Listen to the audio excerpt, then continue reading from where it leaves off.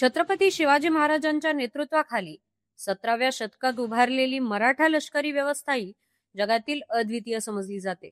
या व्यवस्थेचे प्रतिनिधित्व करणारे हे 12 किल्ले महाराष्ट्रातील रायगड, राजगड, प्रतापगड, पन्हाळा, शिवनेरी, लोहगड, सालेर, सिंधुदुर्ग, सुवर्णदुर्ग, विजयदुर्ग, खांदेरी आणि तमिळनाडूतील जिंजी यांना यावर्षीच युनेस्कोच्या जागतिक वारसा स्थळ म्हणून गौरवण्यात आले आहे. या मानांकनासाठीचा प्रवास अत्यंत कठीण होता. सुरुवातीला या किल्ल्यांच्या संपूर्ण लष्करी प्रणाली, ऐतिहासिक महत्व, स्थापत्यशैली आणि सांस्कृतिक मूल्य यांचे सखोल डॉक्युमेंटेशन आणि मूल्यांकन करण्यात काही त्रुटी आढळल्या होत्या. यामुळे युनेस्कोच्या सल्लागार संस्थेने या प्रस्तावावर तात्पुरती स्थगिती आणली होती.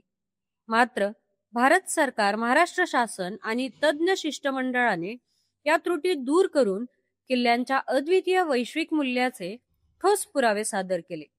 या पुराव्यांमध्ये किल्ल्यांची सामरिक रचना, सह्याद्रीच्या भूप्रदेशाचा कुशल वापर आणि गनिमी काव्याचे युद्धतंत्र यांचा समावेश होता.